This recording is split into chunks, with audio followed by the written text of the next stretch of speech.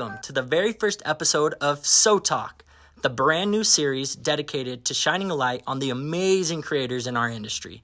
Each week, we will bring you special guests who are making waves with their innovative designs, unique techniques, and inspiring stories. Whether you're an experienced quilter or just curious about the world of sewing, So Talk is here to connect you with the creative minds that make our sewing community so vibrant. I am your host, Austin Lober, and I'm so excited to thread the needle and introduce you to our very first special guest.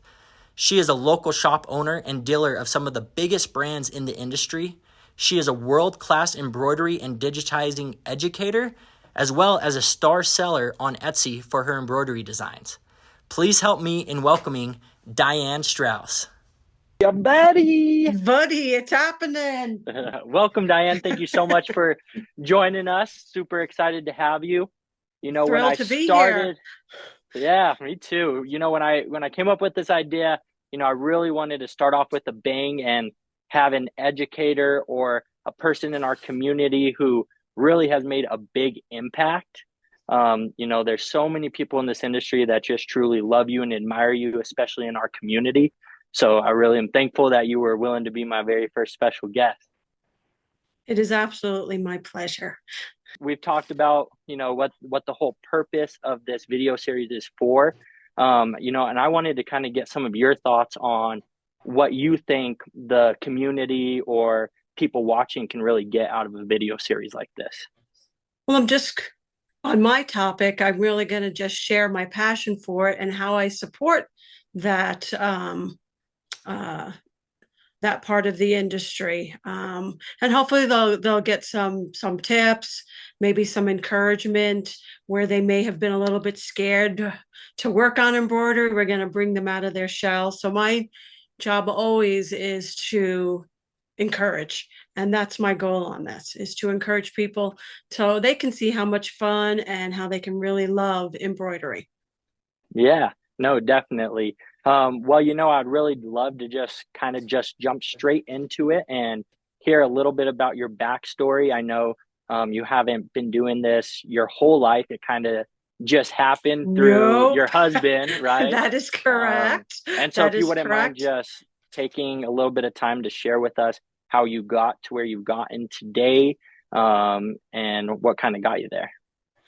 Absolutely. So, like you said, I was not involved in this industry before I met Ryan. And after he opened up the store, I would go with him to the manufacturer conventions. And I was kind of in the shadows. I wasn't really comfortable enough to be there hands-on and really working with the machines and learning the product. So I would just go and be part of it, but not actively participate, until one convention where I was no longer the shadow. I was actually the participant, and I was very nervous. But after I completed the project, I was like, wow, I can actually do this. Why am I so scared of it? And from that point on, I have literally been unstoppable. I just have learned I just love embroidery. But it was at that convention where I kind of got over that fear factor and then went into the process full force. Yeah, kind of just jumping into it and going with it, especially with these big machines. Yeah, they can be definitely very intimidating. The machines nowadays are very inspiring. So my job, again, is to get you comfortable with the machine, but also get you comfortable with embroidery.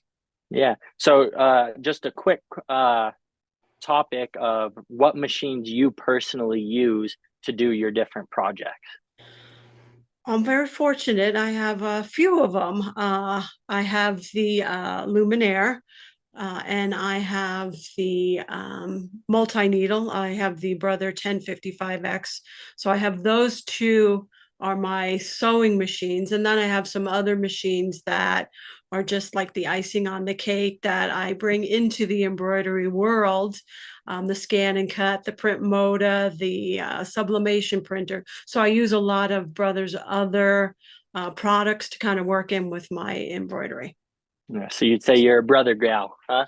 I am right now a brother gal. When I entered into this world, we were brother dealers only, and since then we've expanded and brought in Baby Lock and Bernina. Um, so I definitely can look at expanding my horizon. You can never have enough machines, so That is there's very always true. room for one more in the studio. Well, Studio. well, very cool. Well, I know a lot of people that are going to be watching this are definitely interested in, some of your advice and some tips you have for them. So I did create a little list of questions that Sure. I'd like to ask you. The first topic is going to be embroidery, since you're such a great embroidery strategist. So my very first question, it's a very basic one. What is a common mistake beginners make, and what's your tip on how to avoid it? Well, the number one, because the machines really do so much of the work for us, the number one issue that new people or even existing embroiderers run into is stabilizing. Mm, Stabilizing will make or break a project. I read a line when I was getting ready for a class, and it said, I love to embroider except the stabilizing part because because you do the stabilizing wrong and it can ruin the project. So I spend an enormous amount of time um, working with customers on stabilizing. I do it through my Embroidery of the Month Club, where every month we're making a new project and we're exploring different stabilizers. I teach classes that are specific to stabilizing. That kind of goes through the do's and the don'ts, and we go through the whole embroidery process, not just the stabilizer, because stabilizing is just one part, but where I see the hangup is the stabilizing, because technically material was not meant for us to put 10,000 stitches on it. So we have to yeah. treat that material. And I did go through the process. When I started to embroider, I fumbled around a lot. I didn't have the guidance of how to properly stabilize. I did go through a certification on stabilizing so that I could properly communicate it with people. Oh, very cool. So this next question kind of goes perfectly with that. I know it's going to be a little bit more of a tough one for you because you got to think of it on the spot. But what is one of the most challenging materials that you've ever embroidered on, and how did you kind of manage your way to get through that? Well, the first thing that pops into my brain is just my embroidery club from last week, where we actually worked with Minky in the embroidery process, and it was a fun project. But working with the Minky was a slight challenge, and Mm, it was messy. But we found some tips even during class to make the process easier. So Minky was a challenge. I've actually embroidered on leather. You name wow. it, I have tried to embroider on it. I've embroidered on balsa wood. Besides all of the embroidery blanks and all the fun stuff that they have out there, I've embroidered on leather jackets. So a whole variety of different things that I've embroidered on. But again, it kind of ties back to stabilizing. The project worked much better because we stabilized it properly. And so, but yeah, there's tons of things you can embroider on. Those are Yeah, just that a few. Minky, the That Minky I Minky do was hear all the messy. time can be difficult, but that Grinch little the what was it, a wall flag, We did a right? banner, yes. A wall banner with the little Grinch with the Christmas hat. I mean, Oh that was so yes. cool. It really brought him The to the life, right? Minky, the color of the Minky material was just the absolute perfect Grinch color. So it was, Right. but it was a challenge, but not awful. Everybody completed the project, but it was a little bit of a challenge. I had to think about how we wanted to handle it before we started to embroider. Well, and you did have a cool little new piece to that project that we've never had before. That is true, Um, right? Kind of like it has pockets, it's puffy, right? right? So, And I do that a lot in my embroidery club. Is I sometimes bring in that mixed media element. So what we did on the banner, besides the Minky, is we worked with something I hadn't worked before, which was the puffy vinyl. And it Yeah. gave it just that perfect little edge to make it really stand out. It was a really cool effect to the project. I also did bring in the scan and cut to cut all that Yep. vinyl. So that was a nice way to add some of my other fun toys into the process. But yeah, we worked with puffy vinyl on top of the Minky. So I do have one last question. Sure. I know what my favorite embroidery design is, or my favorite embroidery project is that you have done. But what is your favorite project and why? And you better say the quilt you made for my son. Go. That's true. That was a labor of love. I'm not going to put it in my favorite category, though. It was a labor of love because the blocks were 10 inches. I took a graphic and blew it up to what was it? It was 2 blocks across and 5 down. Yep. It was close to 1,000,000 stitches using different medias within it. But although that was a labor of love, I can't say it was my favorite. My favorite has turned into the project I made actually for your cousin, my grandnephew, the dinosaurs. That was so much fun to make. It's just something I don't normally do in creating that kind of fun project. I also created a couple of years ago a really fun Christmas project with these little mice that my inspiration was I saw a greeting card from the Netherlands, and it was these little mice, and I turned them into, it was for the embroidery club. I turned it into a wall hanging, and from that wall hanging, other people took out part of the design and put their own stuff into it and kind of made their own kind of projects from it as well. Which is fun. I love that part of creating the stuff for the embroidery club, where they go and take and really reproduce it for family and friends.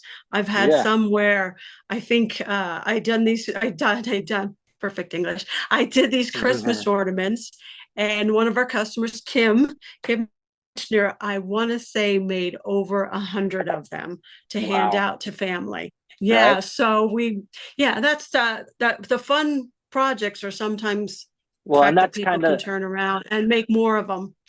and that's kind of the purpose of why you even do the classes is they Oh, get to work on a absolutely. fun project, but really it's more to teach them the technique so they can go home and Techniques, make it their own. And absolutely. yeah. Absolutely.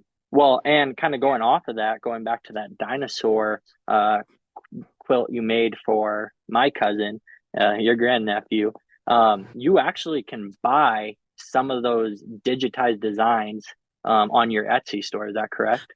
That is correct. This past year, I've had passion for embroidery for a long time, and I decided to take the designs that I've created for Embroidery Club and put them on an Etsy store. So yes, I did. I did take that kind of to the next level and selling my designs. Besides what I do in Embroidery Club, I do sell them on my Etsy store. I'll give a little plug. Designs by DM Studio. That's my Etsy store. No spaces. No spaces. It's just Designs by DM Studio. So again, that very first time I got involved with embroidery, I've never looked back, where it's just kind of grown into its own kind of world. And again, I share it with customers on a monthly basis with my embroidery club, with specialty classes, with classes on, like I said, the stabilizer. That's a really important class for all embroiderers to take. Yeah. Well, very cool. And kind of going off of that Etsy store, your embroidery designs, the digitizing, what is your favorite digitizing software to use and why? I do, and I support it with classes as well. I do use the Floriani FTCU. it's my preferred software because you start with artwork and take that artwork and convert it to stitches. So I have so much more control on it. They have a numerous amount of stitches available for me to choose from. They have tremendous wizards. So there's a lot of one clicks where you can create a lot of techniques, applique, cut work, lace. So it has those features on it. And it doesn't require a security device, and they give you updates twice a year that are free. So once you buy the software, you're taken care of. And it's just, for me, I just feel very, very comfortable in the software. It has a tremendous capability that I get to create all these great designs with. Yeah, no, that's absolutely awesome. And like you said, you do back it with classes. It's not the only digitizing software that you carry. You do provide and have offer other from the manufacturers, absolutely. That is definitely by far your favorite one. I know you're always on it. Even a day without digitizing, absolutely. Yeah. So for somebody who is getting started with digitizing, what is a kind of going back to that same question we asked for embroidery? What's a common mistake? Because you will hear a lot of places, a lot of shops say, be careful buying designs on Etsy, right? And we've seen it. We've seen customers come in where they have, a design that they bought off Etsy. The jump stitches aren't cut. Maybe stuff looks off and they're like, is it my machine? Is it the design? They don't know the proper techniques. I did go through certification on digitizing as well. I learned from two really wonderful people at the Floriani, Trevor Congogood and TJ Anderson. But I had to learn, you take what is embroidered on the machine, you have to take that philosophy and put it in to the software. When I first started to digitize, I didn't actually embroider, because that was the part I was a little uncomfortable with. So I kind of came through that also in a unique way. Oh, wow. So you actually digitized. Yes, I actually was digitizing before Ryan actually opened up his store. Wow. But you've always been very artistic in that way. I mean, you were very, very good painter. I actually have one of your paintings myself. But I remember your whole sewing studio now used to be filled with artwork. Right. That got kicked to the curb when I got involved with embroidery. You could bring it to life with stitches. So yes, I do bring a lot of that aspect of artwork into my embroidery as well. We've done classes where I've taken out the watercolor pencils and we've painted on paper, on fabric. So yeah, I do bring in that aspect of it. But the thing with digitizing, when you work with the software, you do need training on it. It's not intuitive. When you turn it on, it just doesn't pop out and say, go ahead and digitize. You do need a person to guide you on that process. And I am a kind of an anomaly on this, where I really do take the support of the software very seriously, because it's an investment for a consumer. But I absolutely want to share my passion for digitizing with consumers as well. And so I hate to say, with digitizing software, it really does come down to training and properly learning how to use the software. Once I show you that, then you're on your own. You can really take it and run, but you have to learn the do's and don'ts and the philosophy of how things are going to embroider out. Yeah, no, absolutely. It's not something that's easy. I've seen you do it, and if you look at your designs, you have different stitches doing different going different directions, playing a different role all the way throughout. It's absolutely incredible. Yeah. You really, and after you digitize, you have to sew it out, see how it's going to look. So you can't just assume, and you're able to give it. I was in the classroom with a gal the other day, and we were talking about, you have a little cappuccino machine in there that's embroidered out, and the way you digitized it.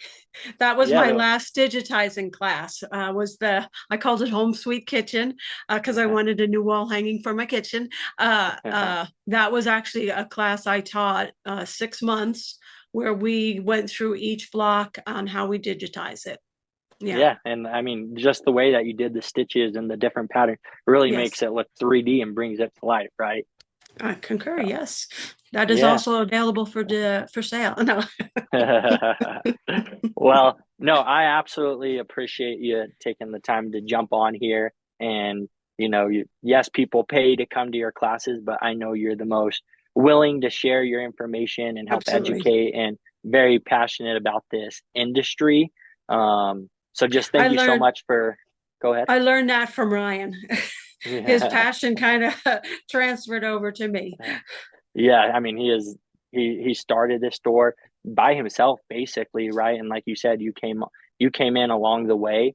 And so we're very lucky to have someone with so much knowledge in the industry, because not only has he taught me almost everything I know, but you as well, and really opened up Exactly. the door for us, and not just us, but a lot of people within this industry. Absolutely. Um, so, we're very thankful that we were even able to have a platform like this to be able to spread this message, right? Absolutely. I Um, appreciate the opportunity. I love embroidery, and this isn't my thing on doing this camera stuff. So this took a lot for me to to agree to it. But I appreciate the opportunity to talk about it. And I, as you in the store, I'm available to assist customers on definitely on their embroidery process. Yep. Well, thank you so much. I really Thank you. appreciate you. And make sure you guys all jump in next week to find out who the new special guest is. Maybe it'll be me Um, again. No. yeah, maybe you guys will get lucky. I don't know if they'll get that lucky. No. Uh, but yeah, maybe we'll make sure you guys join in next week to find out who that next special guest is as we continue to go along this process. Next week, we will have a quilter for you guys, so you guys can get some more quilting techniques and basics, and kind of tips. So if you guys have any questions that you would like us to ask our special guests, please make sure to DM us and send us a couple messages so we can pass those questions along. Appreciate you guys, and see you next time on So Talk.